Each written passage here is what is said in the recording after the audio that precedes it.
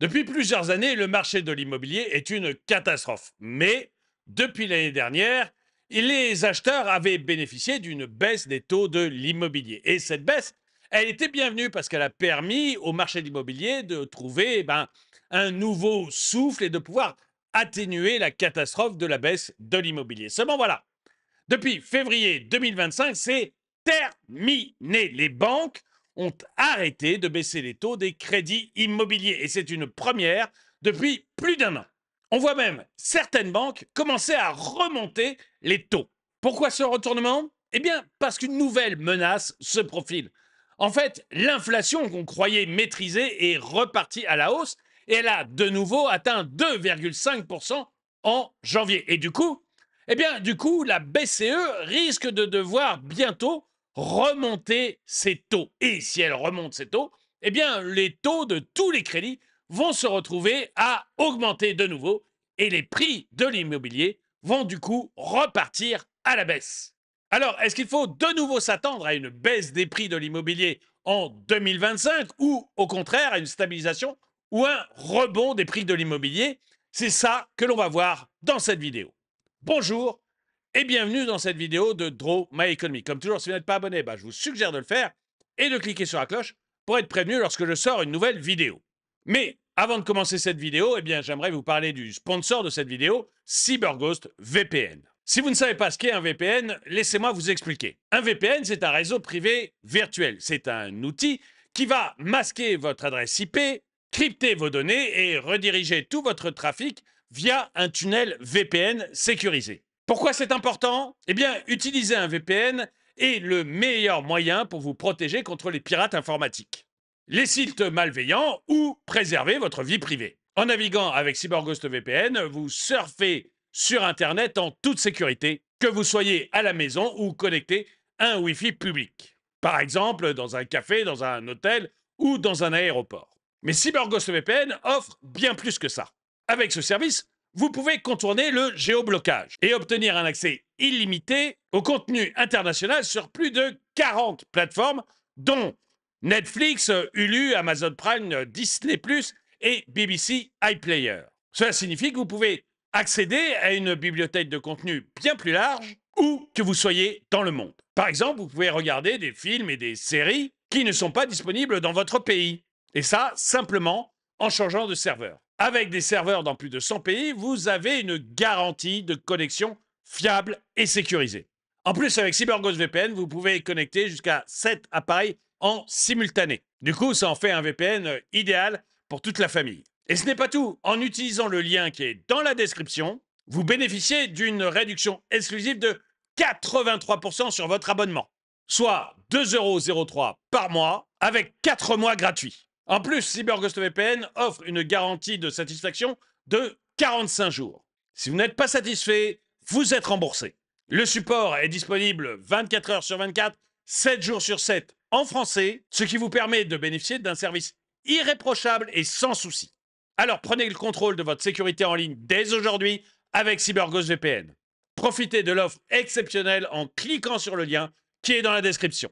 L'immobilier a connu des turbulences sans précédent ces dernières années. Et pour bien comprendre ce qui est en train de se passer maintenant, il est assez important de se rappeler les faits depuis 2022.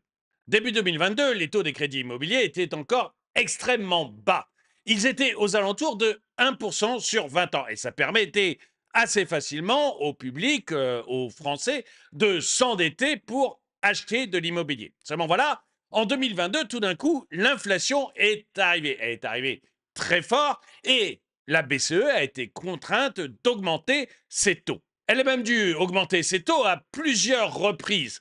Et pour tout dire, ça a été une augmentation gigantesque. Les taux sont passés en quelques mois de 1% à 4%. Les taux ont été quadruplés. Et ce quadruplement, il a eu forcément des incidences très fortes sur le marché de l'immobilier. En fait, les mensualités des acheteurs ont augmenté de manière très, très forte. Et comme les mensualités des acheteurs ont explosé, leur pouvoir d'achat a baissé. À ce moment-là, les acheteurs se sont mis à vouloir négocier les prix de l'immobilier. Mais les vendeurs, eux, n'étaient pas encore habitués à ça. Les vendeurs ont résisté. Vous aviez d'un côté des acheteurs qui ne pouvaient plus acheter et qui négociaient les prix, et de l'autre côté, des vendeurs qui étaient persuadés que l'immobilier, ça monte toujours, donc qui ne voulaient surtout pas baisser leurs prix. Résultat, le marché s'est complètement bloqué. Les transactions ont chuté, des acheteurs et des vendeurs se sont retirés du marché de l'immobilier et le stock de biens dans les agences immobilières n'a fait qu'augmenter. Et à ce moment-là, on a vu les prix qui ont commencé à stagner, notamment à Paris et à Bordeaux. Et je vous ai toujours dit, mais je vous disais ça déjà en 2022, que ce qui se passe tout le temps dans l'immobilier, c'est que d'abord les prix montent, et puis ils se mettent à stagner, et enfin ils baissent, parce que vous avez fatalement des vendeurs qui sont obligés de vendre et qui finissent par accepter le marchandage.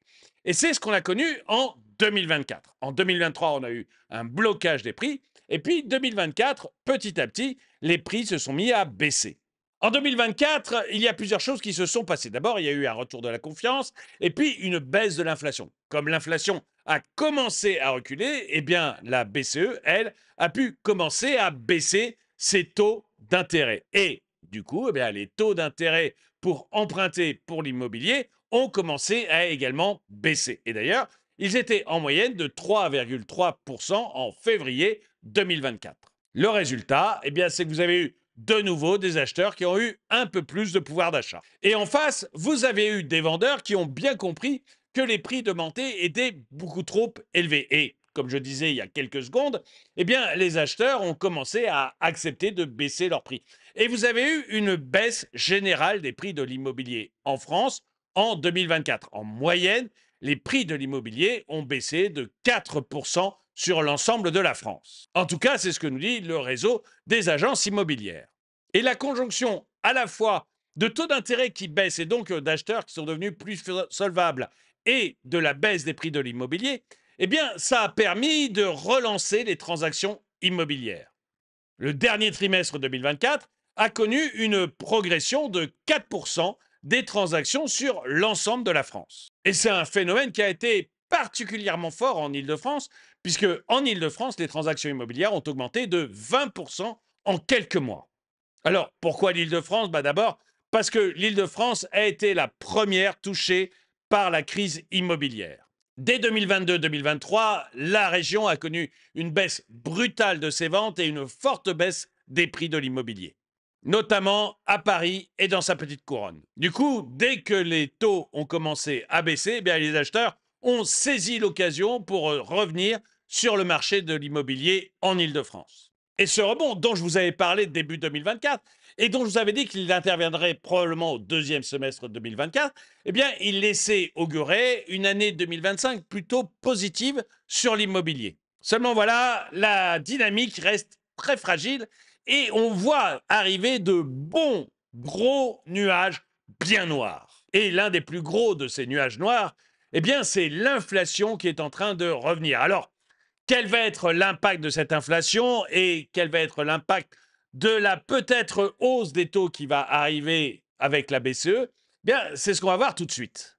Je vous le disais tout à l'heure, depuis plusieurs mois, les banques ont baissé les taux des crédits immobiliers. Seulement là, en février 2025, elles ont stoppé net. Il y a même plusieurs banques qui ont remonté les taux des crédits immobiliers. Et ça risque de bouleverser totalement la dynamique du marché dans les mois qui viennent. Et la raison principale, c'est le retour de l'inflation. On a une inflation qui, en janvier 2025, a été de 2,5%. Et c'est une forte hausse de l'inflation parce que en fin d'année dernière, on avait obtenu une inflation à 1,7%. On est donc passé d'une inflation à 1,7% en octobre à une inflation à 2,5% aujourd'hui. Et 2,5%, c'est un chiffre clé parce que la BCE a pour mission d'avoir une inflation en dessous de 2.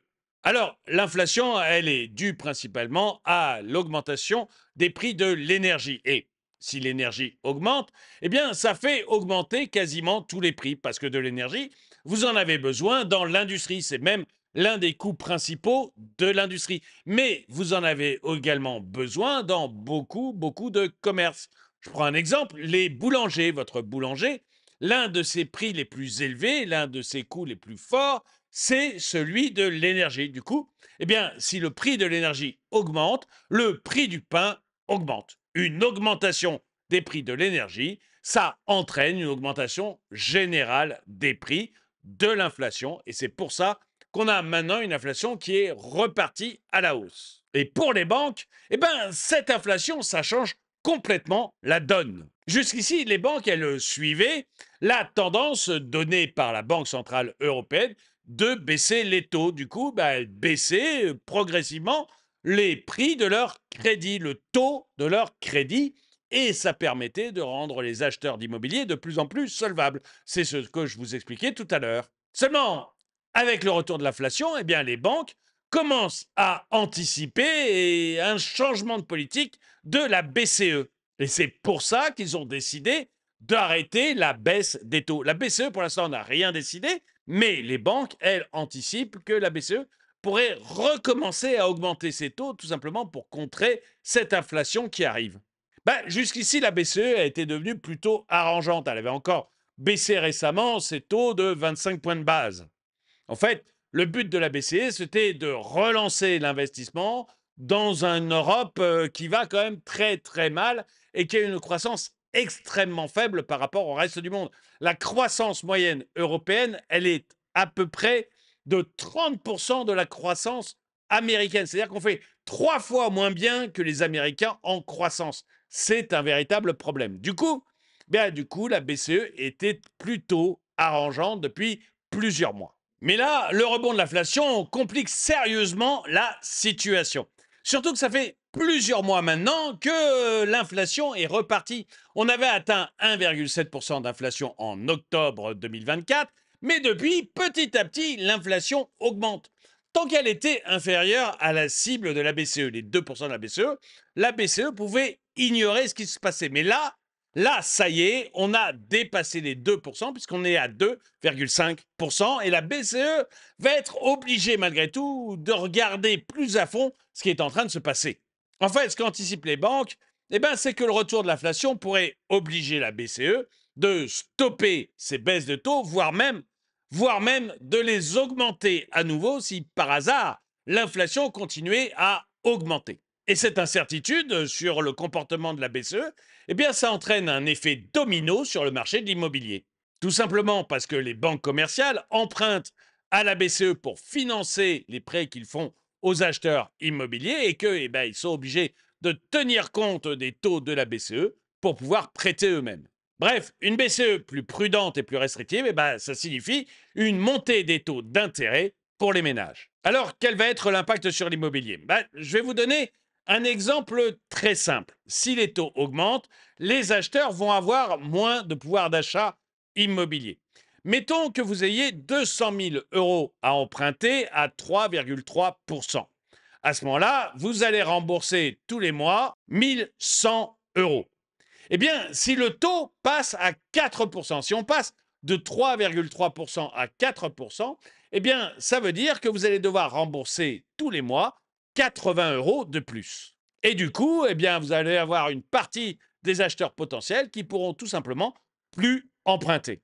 Moins d'acheteurs, ça signifie une pression accrue sur les vendeurs qui vont devoir accepter une baisse de leur prix. Et donc, ça signifie que si la BCE stoppe sa politique de baisse des taux, ou voire même si elle augmente à nouveau ses taux, ça entraînera une baisse des prix de l'immobilier sur l'année 2025. Et beaucoup d'analystes pensent maintenant que la baisse des prix de l'immobilier en 2025 pourrait être de 1 ou 2%. Alors, c'est une baisse des prix générale, une moyenne sur la France entière, et selon la ville où vous habitez, la baisse, elle sera plus ou moins forte. En fait, il faut être honnête, il y a 2 scénarios possibles pour les prix de l'immobilier en 2025. Et les experts ne sont pas du tout d'accord entre eux là-dessus. Le scénario 1, celui qui est défendu notamment par Century 21, c'est une stagnation des prix de l'immobilier, voire même une légère hausse. En fait, l'idée qu'ils ont, c'est que la BCE ne va pas changer sa politique et va continuer de baisser ces taux et que du coup, les banques elles-mêmes vont pouvoir baisser leur taux d'intérêt. Et en baissant leur taux d'intérêt, eh bien, elles vont augmenter le pouvoir d'achat des acheteurs et vous allez avoir donc des acheteurs immobiliers qui vont pouvoir revenir sur le marché. Si les acheteurs reviennent sur le marché, eh bien, les vendeurs vont avoir moins d'intérêt à baisser leurs prix et ils vont essayer même peut-être d'augmenter les prix. Et là, dans cette idée qu'a Century 21, on verrait donc soit une stagnation des prix, soit une légère augmentation des prix de l'immobilier en 2025. Century 21 pense même une augmentation qui pourrait se retrouver aux alentours de 2%.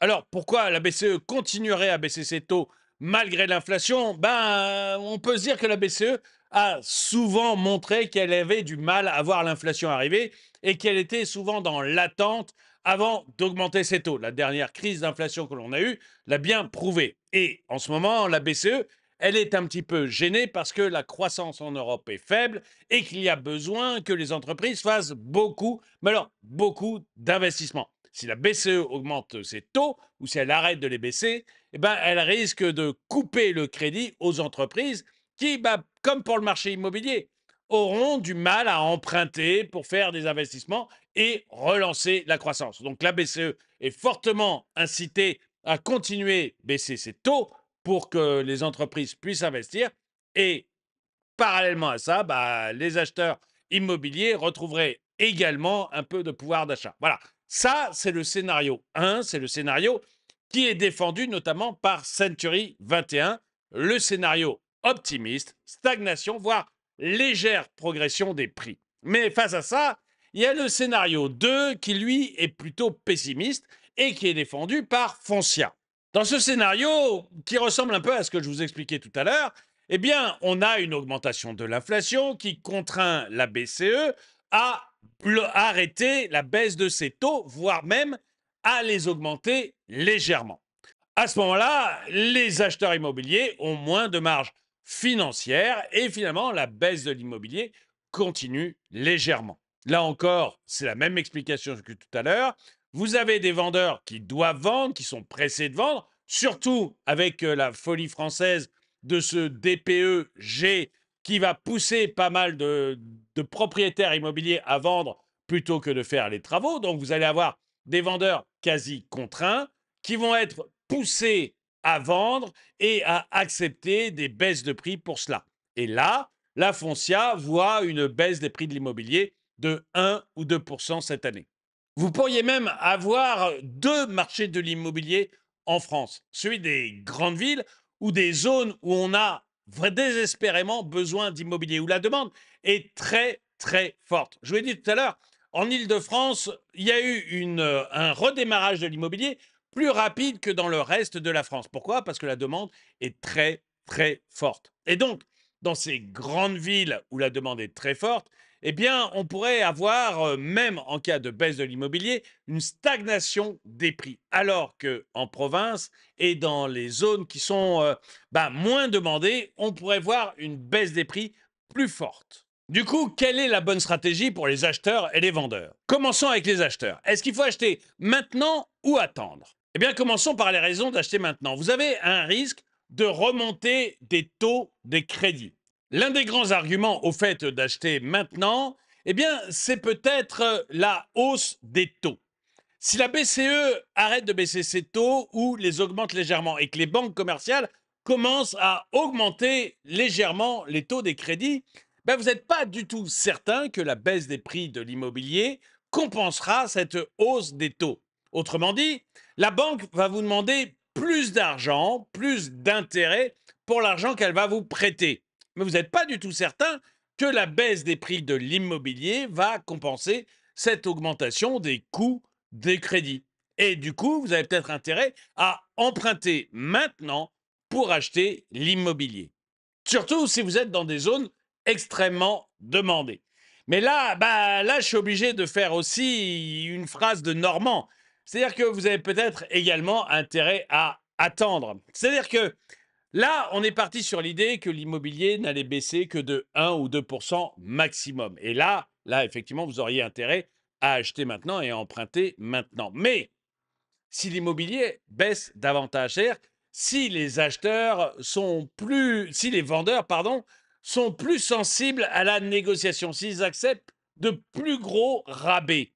Eh bien, peut-être que ça compensera largement la hausse des taux. Bref, peut-être que si vous attendez, vous allez trouver des bien meilleures opportunités de marché. Alors, quelle est la meilleure approche? Parce que là, finalement, je vous ai dit tout et ce contraire. Bien, pour ceux qui achètent avec un crédit, le plus important aujourd'hui, c'est de regarder la hausse des taux. Si les taux des crédits remontent, vous avez intérêt à acheter rapidement. Par contre, si les taux des crédits baissent, vous avez intérêt à attendre. Peut-être pas très longtemps non plus, il faut peut-être pas attendre extrêmement longtemps, il faut vraiment surveiller la courbe des taux et regarder si dans votre zone, les prix ont tendance à repartir à la hausse ou s'ils ont tendance à continuer à baisser légèrement. Et du coup, quand on est vendeur, est-ce qu'il faut vendre vite ou patienter? Parce que les vendeurs sont confrontés également à un dilemme. Est-ce qu'il faut que j'accepte les marchandages aujourd'hui et que j'accepte de baisser un petit peu mon prix, ou est-ce qu'il faut que j'attende patiemment parce que les prix de l'immobilier vont repartir à la hausse? Ben, si votre bien est encore surévalué ou si vous êtes sur une zone où la demande est faible, vous avez peut-être intérêt à vendre rapidement. Dans un marché incertain, les prix affichés trop chers risquent de rester vraiment invendus pendant de longues périodes. Et le risque que vous avez, c'est de peut-être devoir baisser votre prix encore plus après. Bref, vous devriez peut-être accepter de baisser légèrement votre prix aujourd'hui plutôt que d'avoir de grosses difficultés après. Par contre, si vous êtes dans une grande métropole ou dans un endroit assez prisé, si la demande est forte dans votre région, bah vous avez peut-être intérêt à attendre. Si les taux de crédit ne remontent pas trop et si la demande se stabilise, eh bien, les prix de l'immobilier pourraient en effet remonter en 2025. On serait là dans l'hypothèse de Century 21. En fait, on pourrait presque avoir trois zones qui donnent trois stratégies différentes. Vous avez l'Île-de-France et Paris qui ont connu un fort rebond des ventes au dernier trimestre 2024 et qui ont de grandes chances de continuer à avoir ce rebond des ventes en 2025 et donc une augmentation des prix. Vous avez les grandes villes comme Lyon et Bordeaux qui ont connu de fortes baisses en 2023 et 2024 et qui pourraient connaître maintenant une stabilisation des prix si les taux ne remontent pas trop vite. Et puis vous avez les zones rurales et les villes moyennes qui pourraient connaître une baisse des prix tout simplement parce que la demande est faible. Alors je sais, chacun va me citer sa ville dans les commentaires en me disant non, chez moi ça baisse pas. Mais évidemment, je fais une généralité, je ne parle pas de telle ou telle ville moyenne. C'est en général. En général, sur les villes moyennes et les zones rurales, vous risquez fortement d'avoir des négociations beaucoup plus dures et une baisse des prix. En conclusion, le marché de l'immobilier en 2025 va être totalement dépendant des décisions de la BCE face à l'inflation. Si la BCE réagit en stoppant la baisse de ses taux ou en augmentant légèrement ses taux, vous avez de grandes chances de voir baisser les prix de l'immobilier. Si la BCE refuse de voir l'augmentation de l'inflation et décide de favoriser la croissance et l'investissement des entreprises, eh bien, à ce moment-là, vous aurez peut-être une stagnation, voire une hausse des prix de l'immobilier en 2025. Pour les acheteurs, vous devez surveiller les taux de crédit. C'est vraiment la clé. Si vous avez trouvé un bon bien immobilier, un bon prix, et que le taux vous paraît intéressant, achetez, n'attendez plus. Et si vous êtes vendeur et que votre bien est dans une zone attractive, eh bien, patientez. Par contre, si vous êtes vendeur et que votre bien est dans une zone plus difficile, il est peut-être le temps d'accepter une légère baisse de vos prix. Comme on dit, mieux vaut acheter au bon moment que de vouloir anticiper le marché. Et vous, qu'est-ce que vous en pensez? Est-ce que vous pensez que la BCE va augmenter ses taux cette année pour contrer l'inflation? Ou est-ce que vous pensez qu'elle restera aveugle à l'inflation, favorisera la croissance et va continuer la baisse de ses taux? Dites-le moi dans les commentaires. Et n'oubliez pas de prendre le contrôle de votre sécurité en ligne avec CyberGhost VPN. Profitez d'une réduction exclusive de 83% sur votre VPN, soit 2,03 € par mois et 4 mois offerts. Cliquez sur le lien qui est dans la description de cette vidéo. Merci d'avoir regardé cette vidéo, mettez-lui un pouce vers le haut, commentez-la, partagez-la. Merci à tous ceux qui soutiennent la chaîne, et moi je vous dis à très bientôt.